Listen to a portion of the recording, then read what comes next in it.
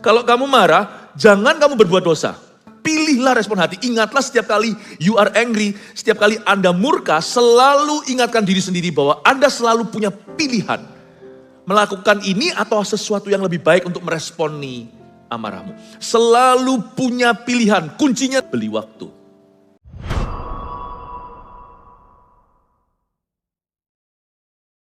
Betapa indah hadiratmu di gereja. Kami berdoa, percaya, dan berharap pada Tuhan agar hadirat yang sama akan memenuhi rumah tangga kami. I know you love our families.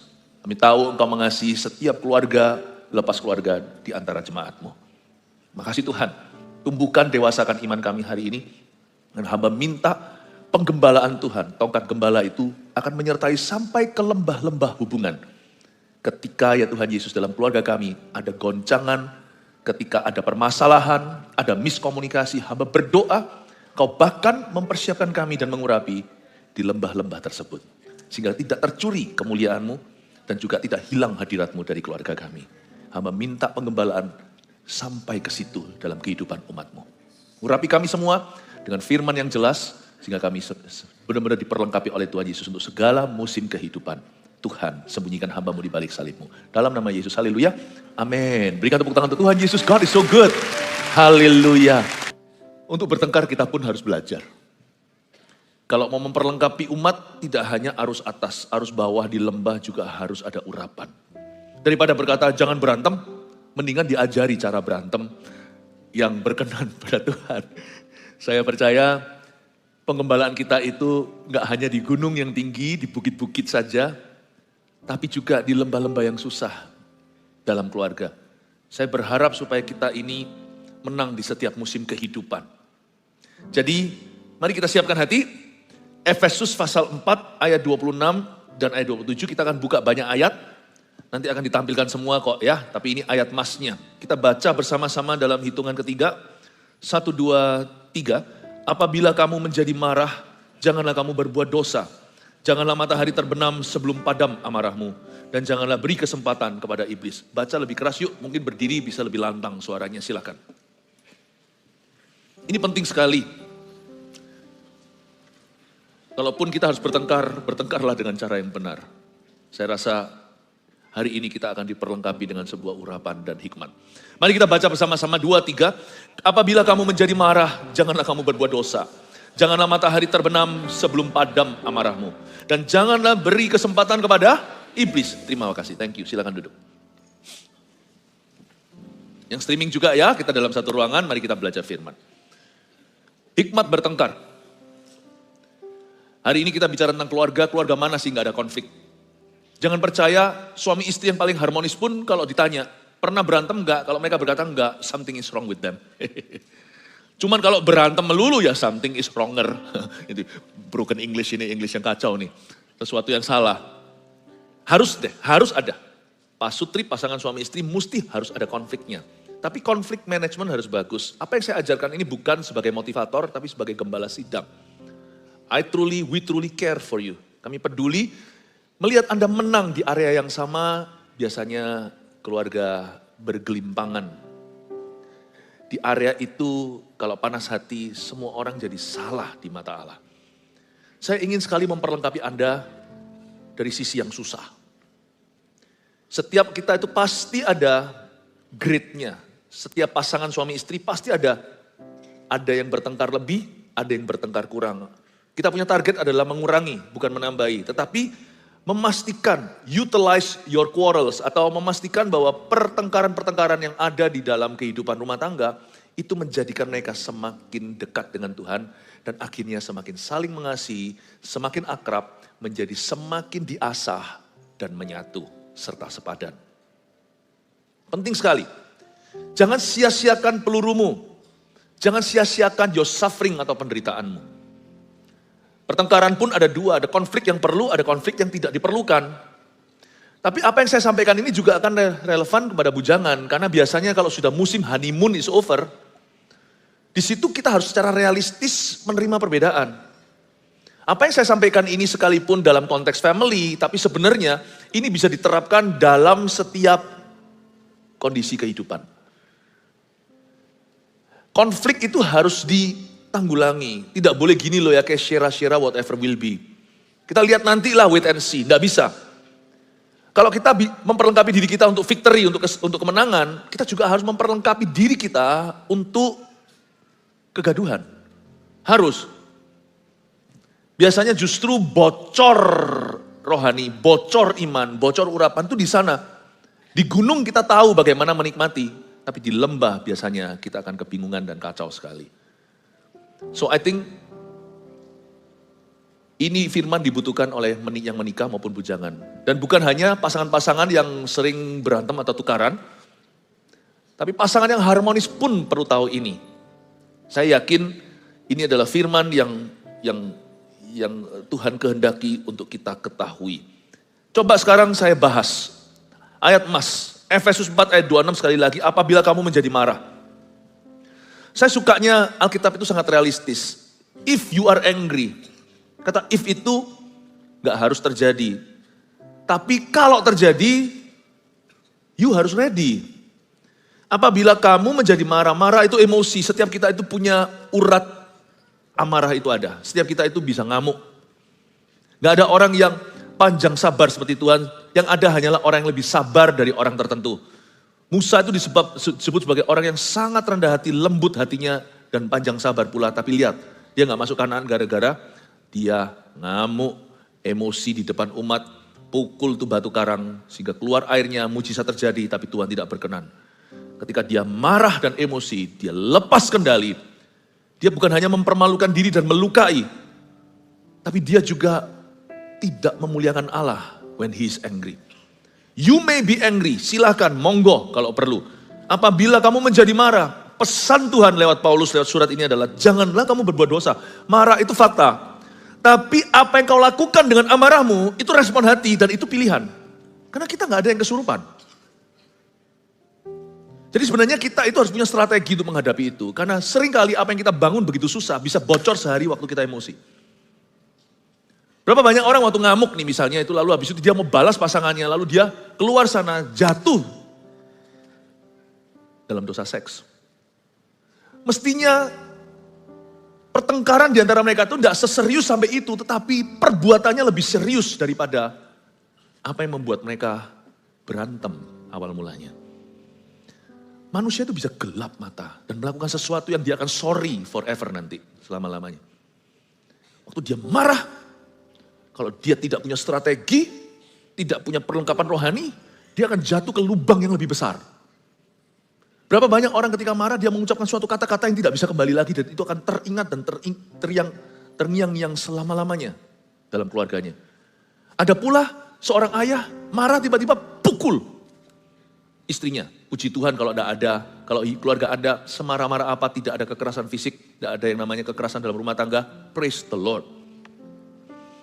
Tapi kalau Anda tanya apakah orang yang emosi seperti itu, dia memangnya berencana semula untuk pukul pasangannya? Tidak, dia terbawa arus. Berapa banyak orang ketika emosi, dia sudah bagus, reputasinya itu sebersih. Dia marah di depan orang gak bisa lupa selama-lamanya, anjloklah harga. Langsung dia turun mesin begitu aja di mata semua orang-orang yang mengaguminya. You see, it takes only one angry fit. Cuman perlu sekali aja kita lepas kendali, that's it. Musa cuma sekali aja, sudah. Everything is history. Lalu misalnya kita nggak jaga, nggak punya pengendalian yang bagus, tapi kita terbawa dalam situasi dan kita nggak keluar dari situ. Padahal secara seksualita aja ada contohnya seperti si Yusuf waktu diganggu atau digoda oleh si istri Potifar, dia lari karena dia tahu dia bisa jatuh. Sebenarnya nafsu birahi yang sama itu yang membuat orang itu bisa jatuh dalam dosa seks. Itu nafsu yang sama yang bisa membuat seseorang itu angry dan emosi. Makanya Tuhan berkata dalam firman-Nya, berkali-kali sini sana berkata, tinggalkan panas hatimu sebab itu tidak mengerjakan kebenaran. Kemarahan manusia tidak memajukan apa-apa. It's the same force, kedagingan namanya. Dan dibutuhkan sekali aja kita berbuat bodoh. Meskipun tetap dalam Tuhan ada pengampunan dan segala sesuatu tetap bisa reversible, Tuhan bisa putar balikan, tetapi ada harga yang dibayar. Ketika kita tidak marah dengan benar, maka misalnya orang tua pukul anaknya, tampar dengan keras, padahal anak itu masih kecil. Saya pernah lihat itu di tempat umum soalnya. Tapi bukan di Indonesia, waktu saya lagi berlibur atau pergi mana dengan keluarga. Itu ada yang marah sekali, dipukul, pak. Oh, saya berkata, Tuhan, saya gak bisa berbuat apa-apa, itu anak lu. Tapi saya yakin lah. Selama anak itu tidak dibuang oleh papa mamanya, berarti papa mamanya masih cinta. Itu mamanya yang pukul atau papanya pasti menyesal. You don't want to do something, kalau Anda tidak mau melakukan sesuatu yang Anda akan regret atau menyesali nanti. Karena itu, anger is a force to be reckoned with. Kemarahan atau amarah, murka manusia, itu adalah sesuatu tenaga yang harus Anda kendalikan. Kalau tidak, dia akan mengendalikanmu. Dia akan mengendalikanmu. Karena itu di sini Paulus memberikan saran, apabila kamu menjadi marah, janganlah kamu berbuat dosa. Ingatlah bahwa kamu tidak kesurupan. Lain cerita kalau sana perlu kelepasan, tapi ini bicara kepada umat Tuhan. Kalau kamu marah, jangan kamu berbuat dosa. Paulus belum memberitahu solusinya, dia hanya berkata, pilihlah respon hati. Ingatlah setiap kali you are angry, setiap kali Anda murka, selalu ingatkan diri sendiri bahwa Anda selalu punya pilihan. Melakukan ini atau sesuatu yang lebih baik untuk meresponi amarahmu. Selalu punya pilihan. Kuncinya nanti saya kasih di poin 1, saya kasih bocoran dulu, beli waktu. Jangan dikeluarkan dulu poinnya tapi. Kuncinya di sini. Kita punya pilihan lebih banyak kalau kita bisa pause atau hentikan waktu sementara. Tapi pilihan kita menjadi sedikit dan kita terdesak harus mengambil keputusan dan gak bisa mikir jernih. Jadi otomatis nafsu yang menguasai, lalu kita emosi, biasanya kita akan sorry nanti. Kuncinya itu di buying time, beli waktu. Beli waktu, katakan pada diri sendiri, beli waktu. Ya, waktu bisa dibeli, bisa. Tahan, jangan berbuat sesuatu. Yang pasti waktu Anda marah, jangan buat keputusan. Ini kesalahan paling fatal. Baik itu dalam pekerjaan, mau invest lah, mau keputusan apapun juga. Dalam hubungan, dalam keluarga. Pokoknya kalau ngamuk ya, don't decide. Di sini banyak kebocorannya. Atau alias kecolongannya. Jangan tercuri, kemuliaan Allah bisa tercuri daripadamu. Kita memang gak boleh mencuri kemuliaan, tapi kemuliaan yang Tuhan berikan dalam hidupmu itu bisa dicuri setan. Apa yang menjadi hakmu bisa melayang. Beli waktu, selalu ingatkan dirimu.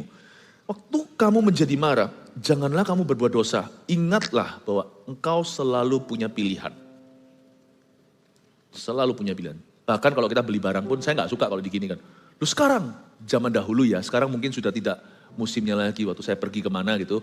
Lalu habis itu ada orang di jalanan berkata ngasih saya, ini ayo, Anda sekarang juga kalau Anda beli ini sekarang, Anda nanti dapat benefitnya ini. Saya bilang kalau Anda desak saya, bukan berarti saya itu orang yang tidak bisa ngambil keputusan. Dalam banyak hal, kami mengambil keputusan itu tak. Tapi kalau sesuatu yang saya masih belum bisa menguasai dan mengerti materi, Anda suruh saya memutuskan sekarang, kalau enggak saya akan hilang benefit, ya udah bye-bye. Aku enggak perlu yang ginian. Apapun yang mendesakku dari sisi waktu, dan kau tidak memberiku kesempatan untuk berpikir lebih jernih, lalu dikasih iming-imingi wortel seperti mengiming-imingi wortel pada kelinci. I'm sorry, lebih baik I'm sorry to you than I'm sorry to me. Lebih baik I'm sorry to you now dan lebih baik daripada I'm sorry to me later. Lebih baik saya sekarang ngomong sama Anda, maaf ya, daripada nanti saya perlu memaafkan diri saya. Karena saya membuat keputusan yang gegabah. Beli waktu, katakan beli waktu. Saya penting ajarkan ini karena sebagai gembala, ada sebuah pembapaan kerohanian yang harus dijalankan dalam gereja. Apapun usia Anda, kita semua itu adalah manusia berakhir. Kedagingan kita itu Adam dan Hawa. Beli waktu, ingat, tidak ada orang yang sakti, tidak ada orang yang menter. Yang ada hanyalah orang yang beli waktu dan diselamatkan. Remember, we all face the same challenge. Kita semua punya tantangan yang sama. Tapi respon hati kita bisa berbeda. Waktu kamu marah, jangan berbuat dosa. Stop time. Stop time. Mau ngomong apa itu? Hold. Karena mungkin 10 minutes later, 10 menit lagi, apa yang hendak kau katakan itu tidak jadi.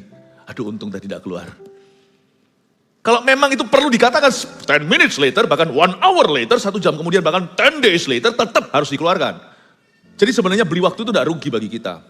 Apa yang perlu keluar kalau memang itu harus diucapkan, 10 hari kemudian tetap akan terucap.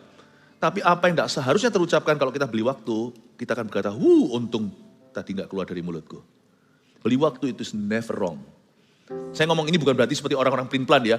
Mau dibaptis beli waktu, mau sampai kapan tuh? Mau taat sama Tuhan, mau melayani, beli waktu, nanti kalau suatu hari saya sudah trouble free, sudah tidak punya masalah hidup lagi. Mau mengampuni nanti dulu, aku mau lihat dia dulu berubah. Dia dulu berubah kok enak, kok saya. Yang beli waktu kayak gitu itu adalah kemalasan, kecerobohan, dan alasan. Tetapi kalau angry, it's always right to buy time. Kalau masalah tentang marah itu selalu tepat untuk membeli waktu. Always. Komoditas yang paling perlu itu adalah waktu. Karena it can save you, bisa menyelamatkanmu dari sesuatu yang akhirnya akan Anda sesali. Dan Anda harus menanggung konsekuensinya untuk waktu yang lama.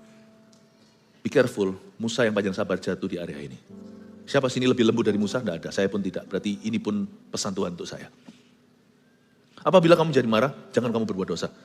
Janganlah matahari terbenam sebelum padam amarahmu. Langsung dikasih yang namanya periode waktu. Luar biasa Paulus ini. Ada hikmat Allah, makanya ini jadi firman yang luar biasa buat kita.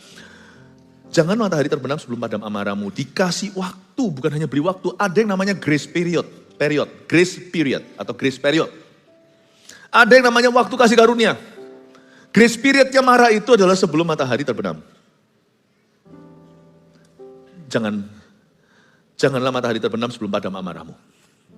Kalau matahari terbenam dan marah kita padam, mana dulu? Marah kita harus padam dulu sebelum matahari terbenam. Tuhan menciptakan bulan bintang sebagai time juga bukan hanya untuk menyinari gelap, menyinari malam, tapi juga untuk menyinari emosi. Kalau semalam sudah tiba, Anda harus tahu bahwa Anda cepat lambat harus selesaikan. Tidak bisa Anda undur sampai besok. Karena waktu besok ada hal-hal tertentu yang terlambat di reverse. Esok hari ada sesuatu yang sudah masuk ke hatimu. Untuk masuk ke hati itu perlu waktu. Karena itu matahari terbenam dan marah padam. Pilihlah marah padam sebelum matahari terbenam. Jangan matahari terbenam sebelum padam amarahmu. Ada waktu kasih karunia. Kalau lebih dari itu menjadi permainan setan, ayat 27, dan janganlah beri kesempatan kepada iblis. Dalam bahasa Inggris, do not give the devil a foothold in your life. Jangan kasih setan, bukan hanya kesempatan, jangan kasih dia tumpuan kaki. Jadi kalau bayangkan Anda di hotel sendirian, lalu ada orang ketok pintu, waktu Anda buka, untungnya ada grendelnya. Anda buka, ya ternyata orang jahat. Kalau dia sudah bisa masukkan kakinya di dalam, bye-bye my friend. Apalagi kalau Anda wanita. Ini saya nggak nakut-nakuti ya. Tapi kalau kakinya sudah masuk, kan Anda nggak bisa jebret pintunya. Dia yang lebih kuat pasti bisa mendobrakmu. Jangan kasih foothold sama setan. Yang dia butuhkan cuma sekali kebobolan. Dia bisa hancurkan banyak dalam hidupmu. Do not give Satan a foothold. Karena ketika waktu grace periodnya itu expired, atau ketika kadaluarsa waktu kasih karunia, misalnya kita biarkan hari ini, besok malahan ada orang yang bisa tahan dalam marahnya itu 3 hari. Luar biasa loh, itu pencapaian luar biasa dahsyat untuk setan. Bahkan bisa 1 minggu, bahkan bisa berbulan-bulan. Itu ya, di tengah-tengahnya itu jadi playgroundnya iblis. Iblis juga punya ayun-ayun, juga punya yang namanya selurutan, atau apa namanya itu? Apa itu namanya? Slide. Playground atau tempat bermainnya setan itu adalah sebanyak waktu yang kau izinkan setelah matahari terbenam, amarahmu tidak padam. Itu bisa bicara berapa jam, itu bisa bicara berapa hari lagi, minggu, bulan, dan semakin banyak. Ya semakin banyak diambil dari hidupmu, udah gitu aja. Udah gitu aja. Ada banyak potensimu akan disedot, gak percaya? Ambil itu yang namanya ATM kartu Anda, kasih pinnya, tulis aja di sana sekalian. Kasihin orang, dan kasih dia waktu 10 detik, dia ambil berapa. Ya, atau kasih dia 1 jam. Semakin lama, ya dia ngambilnya semakin banyak lah. Kredit card Anda punya batasnya, dicuri orang, Anda bisa blok langsung. Tapi kalau enggak, coba aja Anda izinkan 1 hari ya limitnya diambil. 2 hari ya limit berikutnya. 100 juta minggu depan sudah bisa ngambil 700 juta dia. Selama sebanyak apa ya yang ada di dalam bank Anda akan dikuras semua. Semakin lama, semakin rugi dirimu dan semakin menguntungkan setan. Jangan kasih setan atau iblis kesempatan, a foothold atau tempat masukkan 1 kakinya. Kalau kakinya bisa masuk, seluruh kaki itu kan foot dalam bahasa Inggrisnya. Kaki yang satunya lagi namanya leg. Foot itu hanyalah kaki Di bawah mata kaki, leg itu adalah di atasnya semua sampai ke paha, masuk semua badannya dan dia bisa rampok kamu habis-habisan. Jangan beri dia kesempatan. Grace period marah itu, matahari terbenam. Tapi kalau semuanya saya marahnya pukul 5 gimana? Ya cepetan selesaikan. Nah kalau saya marahnya setelah matahari terbenam gimana? Saya tunggu matahari terbenam berikutnya, mendingan kalau gini habis ini saya marahnya agak telatan. Supaya masih punya 1 hari 24 jam. Enggak, kalau mataharinya sudah terbenam waktu Anda marah ya jangan sampai padam lampumu. Nyalakan tuh lampu kamarnya, apalagi suami istri, selesaikan. Intinya jangan dibawa tidur marahmu. Apalagi yang biasain minggat. Waduh, setan sangat senang. Sungguhan, karena anything can happen you see. Antara Anda bisa melakukan sesuatu yang bodoh, atau istrimu, atau suaminya kali ini, atau bisa jadi setan akan jadikan anakmu bulan-bulanan. Di masa itu tenggang, masa vakum atau kosong itu, setan bisa melakukan segala sesuatu. Kalau nggak terjadi sesuatu yang berabe dan musibah dalam hidupmu, Anda masih intact dan masih oke, itu pratanda bukan setan tidak merampokmu habis-habisan, masih ada tangan yang menahan, masih ada orang yang mendoakan. Makanya nggak bisa. Sebenarnya setan cuma butuh, Anda lewat matahari terbenam, sikat you. Kalau sampai hari ini Anda masih bisa tetap punya apa yang Anda miliki, dan masih oke semuanya, keluarga tidak hancur segala sesuatu, saya percaya itu masih ada yang menahan. Kalau dari sisi setan, udah habis dikuras itu akunmu. Kredit card di tangannya dia berbulan-bulan. Karena itu amarah harus diwaspadai. Oke, sekarang saya mulai masuk. Saya masuk ke poin-poin yang saya berikan satu persatu ya. Nanti setelah ini multimedia saya keluarkan satu saya jelaskan. Satu saya jelaskan masih ada ayat-ayat tambahan nanti munculkan. Lalu setelah itu nanti terakhir munculkan enamnya semua ya. Saya tidak mau kasih Anda 3 poin sederhana. Tidak boleh sederhana soal bertengkar. 1, janjian waktu untuk diskusi nanti. Arti kata janganlah matahari terbenam sebelum padam amarah berarti harus janjian waktu. Sepakat. Ini juga bicara pada bujangan oke, karena yang masih muda-mudi, yang belum menikah, tahukah Anda, cinta yang Anda rasakan, jatuh cinta. You know you can fall in and out of love, Anda bisa jatuh cinta. Cinta itu bukan untuk dijatuhi by the way, itu sekali-kali jatuh cinta. Anda juga bisa terpental dari cinta juga bisa. Yang penting bukan jatuh cinta atau falling in love, yang penting itu loving. Love is a choice, kasih itu pilihan. Jatuh cinta kita gak punya pilihan, jreng lagu Korea keluar. Udah langsung, sarangeo. But loving may come or not, may come with feeling or not. Loving, mengasihi, itu kesengajaan. Bisa ada perasaan, bisa tidak ada perasaan. Loving is a choice, mengasihi itu pilihan. Respon hati. Falling in love, itu mudah. Dan bahkan datang tidak Anda undang. Dia seperti tamu tidak terduga. Tiba-tiba langsung aja tertusuk hatimu dengan panah. Tetapi cinta, mengasihi, itu memilih. I choose to forgive you. Aku pilih untuk mengampunimu. Aku pilih untuk menerima kelemahanmu. Aku pilih untuk minta maaf dulu. Aku memilih untuk setia padamu. Aku memilih untuk membereskan ini. Love is a choice. Saya dan istri saya, tahun ini kami menikah tahun ke-25. Belum lama dibandingkan beberapa om dan tante di sini. Tapi cukup lama buat beberapa yang muda-mudi yang belum menikah apalagi. You see, I fall in love with my wife every day though. Saya ngomong sejujurnya tiap hari saya jatuh cinta pada istri saya. Tapi hidup pernikahan kami diisi dan dekorasi dalamnya itu. Fondasinya itu adalah saling mengasihi by choice.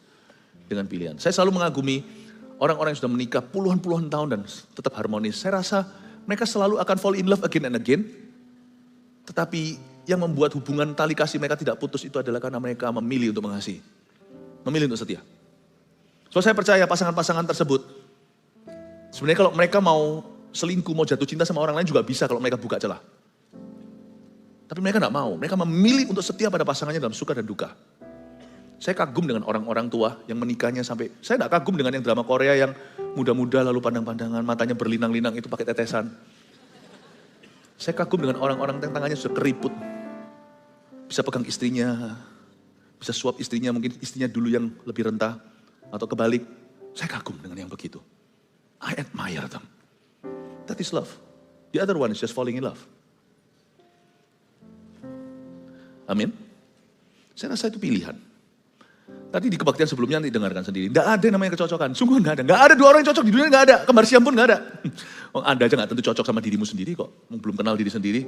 Berapa banyak yang nggak suka sama dirinya sendiri, ya kan? Nggak ada kecocokan itu. Sesungguhnya kalau pertengkaran itu heboh dalam satu keluarga, pasangan suami istri khususnya. Itu kalau di-utilize, kalau betul-betul bisa dimanfaatkan, itu bisa membuat ini dua orang jadi paling saling mengasihi, paling mencintai loh. Tapi kalau salah handlingnya salah, dia bisa pecah dan menjadi luka yang luar biasa dan luka yang senantiasa basah. Lukamu basah nggak? Kalau lukamu basah, you have to do something about it. Dan anak-anak muda juga saya mau beritahu dulu. You see, fall in love is easy. Makanya itu, mantapkan karaktermu. Dewasa imanmu. Di kebaktian sebelumnya saya jelaskan, yang laki-laki dulu, jangan pacari anak orang sebelum Anda punya tujuan. Sebab setelah honeymoon over, trust me, if it's all about falling in love in your relationship, kalau hubungan Anda hanya tentang fall in love, Anda pasti akan bosan sama pasanganmu. Dan Anda akan mengeluh. You see, kasih itu komitmen. Kasih itu pilihan. Kasih itu dengan segenap hati dan kekuatan.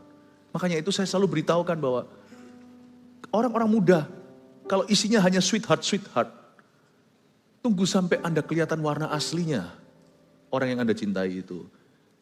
Bisakah Anda menerimanya tanpa bunga-bunganya? Bisakah Anda menerima durinya sebelum Anda, atau Anda hanya bisa menerima mawarnya? Anda harus bisa mengalami. Makanya itu saya sekarang jelaskan ini berguna pula buat yang bujangan untuk mempersiapkan diri. Sebab pasangan yang paling harmonis kelihatannya waktu menikah, kalau mereka nggak ready, mereka bisa menjadi Tom and Jerry. Jadi nanti ya, Anda akan lihat yang muda-mudi, kalau Anda tidak mempersiapkan karaktermu dan komunikasi yang perlu dijalin selama pacaran itu adalah friendship, bukan romansanya. Karena romansanya itu kita itu sudah makhluk primitif kita itu sudah berahi, jadi sebenarnya sudah ready. Itu gak perlu latihan, gak perlu les-lesan, yang perlu dilatih itu adalah karaktermu. Dan yang perlu dijalin waktu Anda pacaran yang muda-mudi adalah persahabatan. Friendship, tadi saya kasih pesan praktis, saya kasih bocoran satu aja, terlalu nggak bisa saya bocorkan semua karena Anda harus dengar 1 jam nanti sendiri setiap pewahyuan itu. Tapi intinya dalam waktu pacaran, talk more, share more, sharing, talking. Izinkan Anda dikenal, bukan badannya. Badan tutup, jiwanya buka. Rohnya juga dibuka. Aku belajar untuk mengenal rohmu dan jiwamu. Aku mengenal cara berpikirmu. Aku mau mengenal situasi hidupmu. Aku mengenal keadaan. Be interested bukan di bodinya. Tapi be interested di life-nya, di kehidupan pacarmu. Keluarganya cari tahu, bukan mau bawa terus jauh dari keluarganya sendirian di tempat-tempat gelap contohnya. Tapi you want to know the family. Karena nanti dia akan, kalau Anda serius, itu akan jadi familymu. Itu yang persahabatannya, friendship-nya dibangun dulu. Ya. Sehingga nanti kalau Anda sudah kenal, segala tantangan, goncangan dalam rumah tanggamu, jikalau nanti jadi loh ya, sampai holy matrimony atau sampai pernikahan kudus, itu tidak akan menggoyahkan. Keluarga Anda sudah di-set untuk menjadi keluarga yang bahagia. Ini banyak muda-mudi tidak persiapkan ke sana. Mereka hanya pikirannya ke honeymoon-nya. Pikirkan ke honeymoon-nya. Atau sorry ya, ngomong apa adanya ya. Kalau muda-mudi tidak takut akan Allah, pikirkan hanya ke seksnya. Anda kan kaget ya. Nanti ya, kalau pernikahan mereka nggak beres, seks juga bukan jadi berkat loh dalam pernikahan itu. Karena bedanya manusia dan anjing adalah anjing kalau musim kawin nggak peduli dia siapa. Manusia nggak gitu, nggak bisa gitu, apalagi perempuan. Anda jangan, yang muda-mudi jangan kira kalau nggak bangun hubungannya nanti, itunya kan heboh, itunya kan gimana, gitulah. Saya nggak mau ngomong terlalu gimana. It's in your head. It's fantasi. Kalau sampai hubunganmu trouble, trouble pula your sexual life nanti. Dan itu nanti akan menjadi lingkaran setan. Dan sexual life-nya trouble, hubungannya juga, hidupnya juga trouble. Karena seks dalam pernikahan adalah komunikasi. Seks dalam pernikahan adalah persetubuhan bukan hanya tubuh tapi menyatu. Seks dalam pernikahan itu kasih. Seks di dalam pernikahan itu juga adalah spiritual weapon. Suami istri yang dekat dan juga intim dalam hidupnya. Dan juga menjaga kehidupan seksualitanya. Tidak mudah jatuh dalam dosa. Jadi akhirnya jadi kutukan. Jadi lingkaran setan. Mana dulu ayam dan telur. Mendingan itu dalam ciptaan saya tahu ayam dulu Tuhan tidak ciptakan telur, Tuhan ciptakan hewan. Tetapi kalau sudah lingkaran setan Anda tidak bisa menunjuk lagi. Ini kehidupan seksnya yang bermasalah atau kehidupannya yang hubungannya yang bermasalah. Dua-dua. Karena hubungannya bermasalah, kehidupan seksnya bermasalah. Karena kehidupan seksnya bermasalah, hubungannya juga akan semakin bermasalah. Paham maksud saya? Sabar ya yang sudah menikah, saya ngomong dulu dengan your young people, orang-orang muda kita. Ya. Tapi sekarang pada orang-orang yang sudah menikah, apa yang saya sampaikan hari ini penting sekali untuk kita perhatikan. Karena ini berarti kebahagiaanmu, ini berarti keharmonisan, ini berarti Mazmur 133 berkat akan kusuruh ke situ, kuperintahkan kehidupan ke sana. Persatuan. Alright, yang pertama dulu, janjian waktu untuk diskusi nanti. Buka dulu ayatnya, sebelum buka ayatnya, buka ayatnya aja. Matius 18 ayat 15 sampai 16, munculkan aja, gak usah dibuka. Matius 18 ayat 15-16 bunyinya, apabila saudaramu berbuat dosa, tegurlah dia di bawah 4 mata. Jika ia mendengarkan nasihatmu, engkau telah mendapatnya kembali. Jika ia tidak mendengarkan engkau, baru setelah itu bawalah seorang atau 2 orang lagi. Supaya atas keterangan 2 atau 3 orang saksi, perkara itu tidak disangsikan. Dari ayat yang kita baca, Matius 18, 15, dan 16, berarti ada janjian. Jadi poin ke-1 janjian waktu untuk diskusi nanti, itu diajarkan firman. Meskipun Matius 18 bukan konteksnya pernikahan, tapi ini adalah konteks yang umum yang bisa kita terapkan dalam perkawinan. Apabila saudaramu berbuat dosa, sadarilah bahwa pasanganmu itu juga saudara seimanmu. Apalagi yang dinikahkan di dalam gereja, udah jelas-jelas itu pernikahan kudus. Apabila saudaramu berbuat dosa, tegurlah dia di bawah 4 mata. 4 mata itu pilih tempat. Misalnya kalau Anda di dalam kerumunan tidak langsung semprot dia, Anda bawa dia menepi. Berarti kan ada semacam janjian waktu, janjian tempat. Lalu kalau itu nggak mempan, baru setelah itu kau bawalah seorang atau 2 orang lagi, itu kan perlu ditelepon dulu. Perlu janjian lagi, perlu janjian tempat dan janjian waktu. Di mana? Kalau perlu ada bantuan pihak ketiga, alangkah baiknya cari pihak-pihak yang bertanggung jawab. Bisa jadi keluarga sendiri, seperti orang Majus yang dituakan, atau bisa jadi hamba Tuhan atau gembala sidang atau gembalanya. Perlu ada janjian waktu. Dari sini saya bisa mempelajari, mengambil satu kesimpulan bahwa hikmat bertengkar yang pertama itu adalah janjian waktu untuk diskusi nanti. Karena ada 2 tipe orang.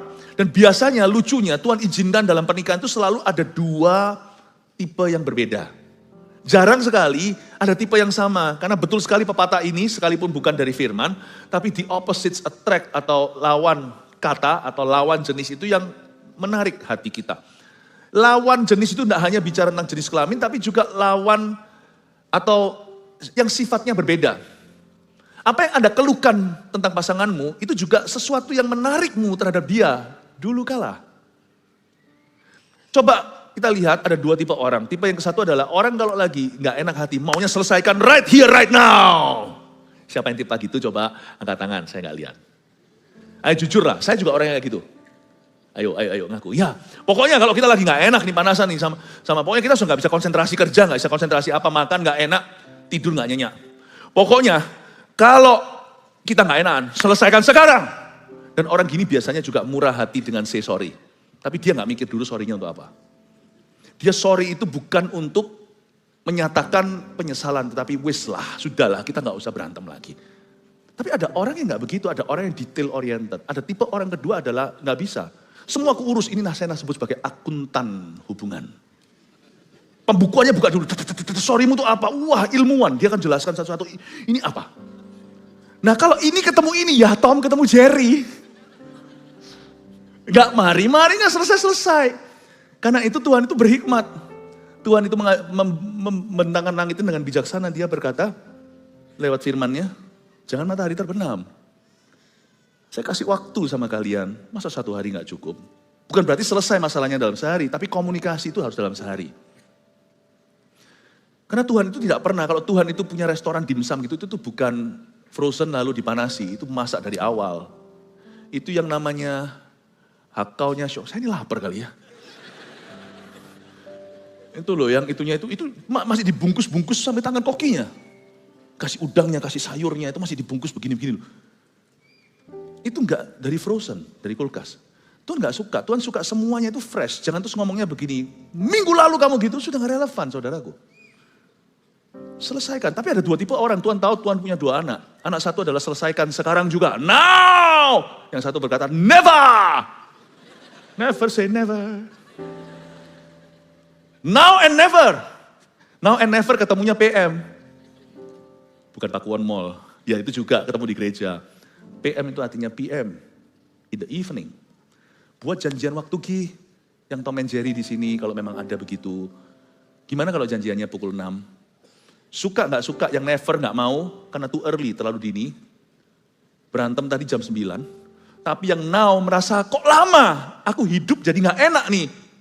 Kerja enggak konsentrasi, yang satu belajar untuk sabar, yang satu belajar untuk lebih lekas, tidak mengulur-ngulur lagi. Sama-sama ketemu pukul 6 sebelum dinner.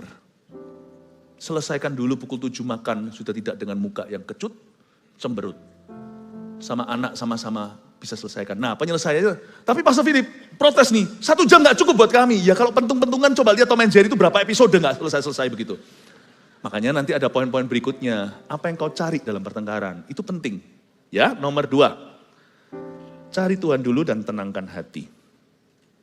Ambil waktu. Yang suka ulur, Anda kan tergesa-gesa. Pukul 6 atau pukul 5. Wah, Anda harus berdoa. Yang merasa, aduh kok dimundur sih?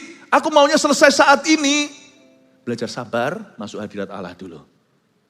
Daripada nanti komplikasi. Lekas-lekas diangkat kankernya, tangannya tidak siap, pakai salah toolnya, lalu habis itu bocor, malah tersebar di mana-mana stadium 1 jadi stadium 3. Anda kan mau selesaikan masalah, PM atau malam nanti, kan bukan memperbesar masalah. Kalau sama-sama fokusnya bukan untuk menang-menangan, tapi untuk cari solusi bersama, lain loh. Kalau fokusnya adalah menang-menangan, ngapain menikah? Ngapain menikah? Bukannya dulu demi menikah siap ngalah. Daripada aku bujangan seperti ini ngenes terus. Aku siap, tapi sekali menikah gak happy.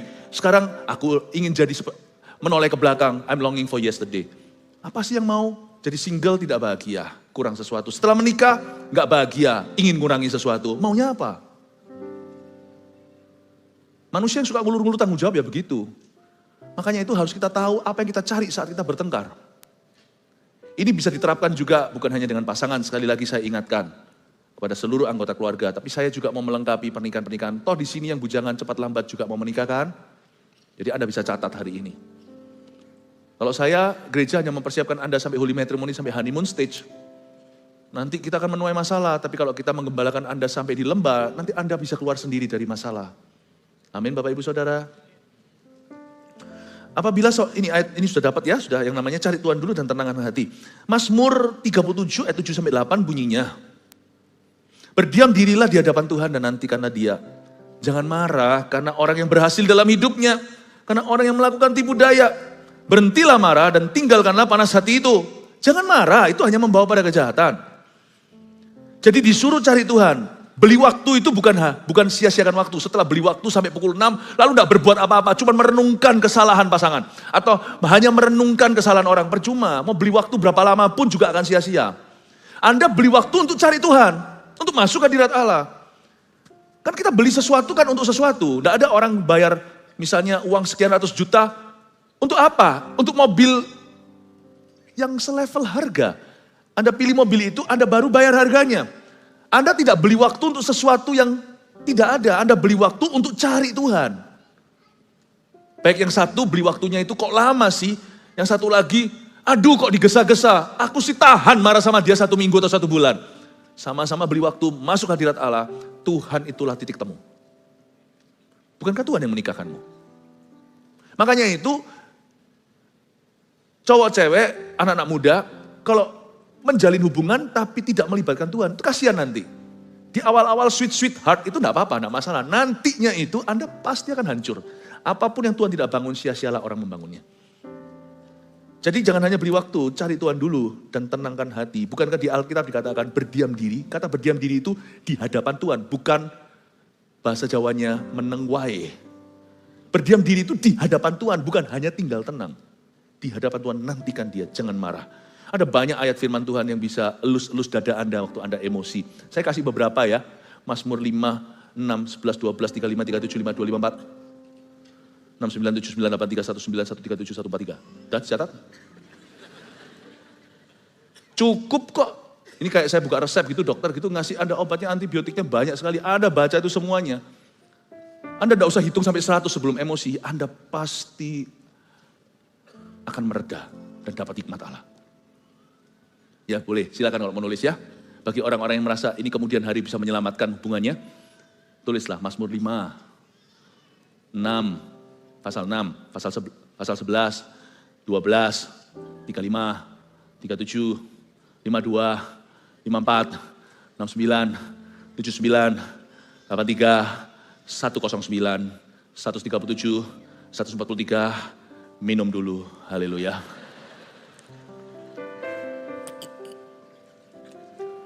Haleluya. God is so good. Mazmur penuh dengan konten untuk orang emosi. Baca ini ulang-ulang, reda-reda. Tapi sama-sama janjian. Kalau jam 6 dia gak muncul, beritahu gembala sidangmu. Kita buat janjian ya. Ayo janjian sama saya. Kita 3 sisi. Suami istri. Pokoknya sebelum makan malam, selesaikan komunikasi. Bisa? Amin. Kalau enggak, beritahu Pastor Yu. 3, turunkan ekspektasi dan pilih kata-kata. Dalam hadirat Allah, kita jadi bisa melihat lebih jelas. Turunkan ekspektasilah, tuntut pasangan untuk berubah itu percuma. Dan pilih kata-kata. Anda juga harus tahu, kata-kata yang lebih enak didengar itu yang mana. Kalau tujuan Anda bukan menang-menangan, tapi untuk mendatangkan damai sejahtera atas keluarga, kompromi, kalau itu bukan soal kebenaran dan prinsip-prinsip firman, kalau itu kompromi hanyalah bicara tentang siapa dulu yang perlu ngalah, bukan sesuatu yang prinsip-prinsip banget malahan. Saya rasa kalau Anda fokus objektif goalnya adalah damai sejahtera, kompromi seperti ini perlu dilakukan sih. Tentunya kalau kita kompromi demi menyenangkan pasangan yang menyembah berhala, kita turut menyembah berhala, nah itu salah, itu dosa. Jangan kau harapkan Tuhan akan ada di tengah-tengah rumah tangga Anda. Tapi kalau di komprominya hanyalah, bukan sesuatu yang gimana. Sesuatu yang sifatnya fana itu bukan dosa. Fana itu sesuatu yang gamon lah, cuman gitu aja itu bisa datang bisa enggak. Misalnya seperti uang, seperti apa. Kalau sesuatu yang enggak prinsip banget, toh Anda bukan di level kebutuhan, hanya di level keinginan dan sebagainya. Ya kompromi-kompromi itu mungkin perlu diizinkan ya. Kalau objektifnya adalah kebahagiaan. Turunkan ekspektasimu. Yang membuat marah kita itu menggebu-gebu adalah karena ekspektasi kita berlebih-lebih atas orang lain. Turunkan ekspektasi Anda. Jangan sampai anjlok. Turun mesin banting harga sampai gak ada ekspektasi apa-apa. Ya enggak. Tapi turunkan sebagian itu nanti akan ada solusi bersama. Kalau Anda turunkan ekspektasinya, itu biasanya lebih kelihatan jalan. Tadinya kelihatan jalan buntu, jadi jalan tol. Karena ekspektasinya menurun, maka levelnya tidak di sana. Dulu yang kita lihat apa ini, sekarang menjadi jalan besar. Turunkan ekspektasimu dan pilih kata-katamu. 4. Lihat gambar besarnya dan temukan solusi bersama. Jangan perhatikan petty cash-nya. You aim for the big goal. Lihat gambar besarnya, lalu temukan solusi bersama atau demi menemukan solusinya. Kidung Agung pasal 2 ayat 15 bunyinya, tangkaplah bagi kami rubah-rubah itu. Rubah-rubah yang kecil yang merusak kebun-kebun anggur kami yang sedang berbunga. Dulu waktu kita masih kanak-kanak rohani, segala sesuatu kita permasalahkan. Tapi kedewasaan rohani seseorang kan kelihatan dari apa yang dia tidak permasalahkan. You see, ada orang-orang yang mempermasalahkan hal-hal tertentu yang orang-orang lain dalam konteks yang sama tidak mempermasalahkannya. Kasih menutupi segala sesuatu. Bukan berarti semuanya Ada hal-hal tertentu yang kasih pun tidak bisa tutupi. Saya tidak bisa tutup sebelah mata kalau Anda menyembah berhala, kalau Anda melakukan perzinahan, kalau Anda salah. Sorry ya, kasih tidak menutupi semuanya. Tapi kasih menutupi banyak sekali kekurangan orang lain. Lihat gambar besarnya. Ingatlah bahwa yang utama itu adalah kepentingan bersama dan keluarga. Jadi bersedialah untuk berkorban. Tidak ada hubungan itu yang bisa langgeng kalau tidak ada sacrificial spirit. Tidak ada roh yang mau berkorban. Tapi aku dikorbankan terus? Ya enggak kok. Terus terang kalau mikir ya kadang-kadang mungkin ya. Saya kalau sama pasangan, sama istri saya. Dalam banyak hal-hal kecil gitu ya. Kecil, padahal itu hal besar. Saya itu gak apa-apa. Sebab saya itu kasihan. Sebagai laki-laki, perempuan itu meninggalkan hidupnya. Segala dunianya laki-laki itu menjadi dunianya. Paham maksud saya? Saya, kalau istri saya ngalah yang besar sama saya, hidupnya itu jadi dissolve, jadi seperti larut dalam hidupku. Everything sekarang saya. Coba bayangkan kalau perkara-perkara kecil, padahal yang gak kecil juga. Saya bisa, oke, it's okay. Gak menjadi masalah. Siapa menang, siapa kalah, kita saling melengkapi. Jadi saya minta di dalam nama Yesus kepada para suami-suami di sini, ngalalah sama istrimu. Istrimu tuh larut loh. Larut di hidupmu loh. Sudah satu ngalahnya dia itu worthy, layak untuk mendapat ngalahmu 100 kali per hari. Jadi sebenarnya, what is your issue? Keadilan? Is that God's will? Apakah itu kehendak Allah? Bukankah justru seharusnya Anda bangun rumah tangga Anda itu yang masih baru? Don't worry about your mom and dad. Jangan khawatir, mereka udah menikah lebih lama dari Anda. Jangan takut, jangan khawatir gitu loh. Anda tidak bisa lebih membahagiakan mereka kalau mereka udah bahagia. Kalau mereka tidak bahagia, dengan Anda menikah sekarang tidak akan membuat mereka bahagia. Mau Anda kasih sedunia sejagat raya, mau Anda naik ke bulan, turunkan bulan itu ke tangan mereka, tetap mereka tidak akan happy. Karena happy-nya mereka nggak ada hubungan dengan Anda. Sebelum Anda dilahirkan mereka juga sudah ada happy. Anda tidak bisa buat happy. Tapi Anda bisa membuat mereka lebih sad, lebih sedih. Kalau nanti Anda juga gara-gara mereka tidak happy, Anda juga nggak happy. Jadi hancur nanti akhirnya bukan jadi savior atau jadi juru selamat. Anda akan jadi beban buat mereka. Mereka sendiri nggak bisa selesaikan masalahnya, harus menyelesaikan masalah Anda. Good luck. What do you want? Apa yang Anda mau dalam keluargamu? Apa yang kau cari? Nggak jelas kan? Kerja aja kita tahu kok, kita mau begini, mencapai goal ini, kita mau achieve itu, ini goalnya perusahaan, nanti kita akan buka cabang, bla bla bla. Tapi dalam hubungan seringkali kita keruh dan kita nggak tahu. What do you want? Lihat gambar besarnya. Pegang firman. Keluargaku diberkati dan akan jadi berkat. Semua pengorbanan itu tiada artinya.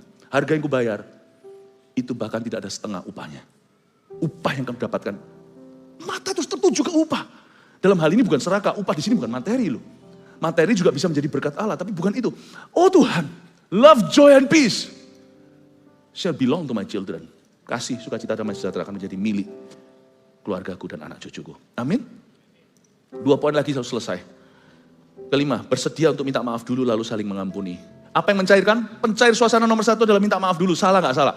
Oke, sorry kalau pasti ada salahnya lah, sudah emosi. Kalau nggak tentu harus langsung Anda minta maaf untuk sesuatu yang Anda lakukan, tapi Anda bisa minta maaf untuk sesuatu yang mungkin Anda lakukan. Sorry ya kalau aku tadi membuat kamu jadi emosi segalanya. Tidak ada yang lebih mencairkan. Tapi nggak mempan kalau ketemu akuntan hubungan, ya. Ada cara lain lah, sorry yang mungkin dia dapatkan, mungkin Anda ngalah, diam dulu aja, diam aja. Lus-lus atau apa, tapi ada yang dilus-lus, namanya senggol bacok. Tapi ada yang mau loh, ada yang keras-keras itu dilus itu juga mau, tergantung lah bahasa tubuhnya beda-beda bahasa kasihnya. Tapi selalu prinsipnya ini, bersedia untuk minta maaf dulu, lalu harus saling mengampuni. Matius 18 ayat 21 dan 22 bunyinya, kemudian datanglah Petrus dan berkata kepada Yesus, Tuhan, sampai berapa lama kali aku harus mengampuni saudaraku jika ia berbuat dosa terhadap aku? Sampai 7 kali kah? Yesus berkata kepadanya, bukan. Aku berkata kepadamu, bukan sampai 7 kali, melainkan sampai 70 kali 7 kali. 70 kali 7 kali ini dalam sehari loh. 70 kali 7 itu masa ada orang salah di area, melakukan kesalahan yang sama 490 kali sehari kepada orang yang sama. Dengan kata lain, tidak bisa tidak, selalu harus berakhir mengampuni. Kalau tidak ada roh pengampunan, harus pecah telur dulu, harus salah satu, dan lebih baik sang suami sebagai imam yang lebih besar, say sorry dulu. Sorry. Ya. Lalu nanti kalau tanya, sorry untuk apa? Ya sorry untuk kamu. Apapun itu ya, tambah buat marah, itu namanya mancing amarah, jangan gitu ya.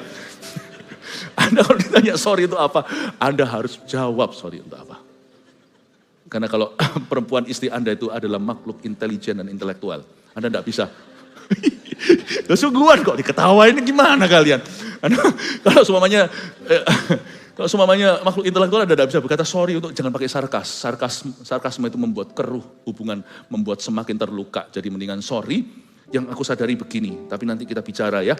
Aku tak tahu tata kata-kata, kamu juga beritahu apa yang di mana aku salah. Tahan meskipun waktu Anda mengatakannya muka Anda merah. Tidak pernah salah beli waktu. Matius 18 ayat 32-35, raja itu menyuruh memanggil orang itu dan berkata kepadanya, hai hamba yang jahat, seluruh hutangmu telah kuhapuskan karena engkau memohonkannya kepadaku. Bukankah engkau pun harus mengasihani kawanmu seperti aku telah mengasihi engkau? Maka marahlah tuannya itu dan menyerahkannya kepada algojo sampai ia melunaskan seluruh hutangnya. Maka Bapakku yang di sorga akan berbuat demikian juga terhadap kamu apabila kamu masing-masing tidak mengampuni saudaramu dengan segenap hatimu. Ada pepatah bukan firman bahwa pernikahan yang langgeng itu adalah karena ada dua great forgivers, dua orang yang mudah mengampuni. Jadi Anda siap minta maaf, Anda juga harus siap memaafkan. Itu keping yang sama dibelah dari dua sisi dari keping yang sama. Tidak bisa Anda keduanya. Orang yang minta maaf juga harus siap untuk memaafkan. Orang yang memaafkan juga harus siap untuk minta maaf. Jangan hanya aku mengampuni, tapi tidak ada sorry dari mulutnya. Ada orang yang susah ngomong maaf. Gitu diketawain sama anak kecil, sungguhan. Tahu rasa ya kan? Ada orang kadang-kadang lakinya, kadang-kadang perempuannya yang susah say sorry. Kenapa sih susah say sorry? Are you that proud? Sesombong itukah Anda? Jangan-jangan dulu gak pernah minta maaf sama Tuhan sebagai orang berdosa waktu terima Tuhan. Jangan-jangan gak sah tuh keselamatan. Sebab orang yang diselamatkan tahu dia orang berdosa. Bahwa dia bisa buat salah. Jadi siapa yang bisa minta maaf harus ready untuk memaafkan. Siapa yang bisa memaafkan? You juga harus ready untuk minta say sorry. Selalu yang Tuhan kehendaki bukan isu masalah pertengkaran itu sendiri, tetapi roh pengampunan itu yang menyelesaikan. Nanti ya, ada banyak hal selesai sendiri, larut sendiri tanpa Anda harus bahas lebih lanjut. Itu mari. Karena nggak selesai itu bukan masalah apa, masalah hati. Ada pepatah dalam bahasa Inggris ini, the matter of the heart is the heart of the matter. Sebenarnya apa yang kau masalahkan di hatimu itu sebenarnya kadang-kadang ada, kadang-kadang nggak ada. Itu tergantung memang hati yang bermasalah akan mempermasalahkan semuanya. Coba lihat ya, waktu Anda jatuh cinta apa sebenarnya nggak ada masalah tuh. Tapi waktu Anda tidak, semua dipermasalahkan. Sebenarnya the heart of the matter is the matter of the heart. Perkara hati itu sebenarnya yang itu adalah hati yang memang suka berperkara. Terakhir, dengan ini saya selesai ya. 6. Akhiri dalam doa dan iman kepada Tuhan Yesus. Everything harus endingnya di kaki Tuhan. Cepat aja 1 Timotius 4 ayat 5, sebab semuanya itu dikuduskan oleh firman Allah dan oleh doa. Harus doa atau kalau nggak bisa berdoa minta orang lain doakan. Tapi pastikan yang bertanggung jawab bukan yang menggosip pria. Semuanya itu dikuduskan oleh doa. Semua berakhir endingnya itu di kaki Yesus. Akhiri dalam doa dan iman pada Tuhan Yesus. Ajak dulu sebagai suami yang pegang tangan istri. Ayo mama kita doa. Mungkin juga suami istri tidak mengagumi atau apa. Tapi gak apa-apa, doa itu pasti ada. Doa itu ada kuasa. Bukan soal Anda. Doa itu bukan kepada Anda. Anda tidak berdoa kepada istri Anda. Anda waktu doa itu kepada Tuhan. Tuhan pasti campur tangan.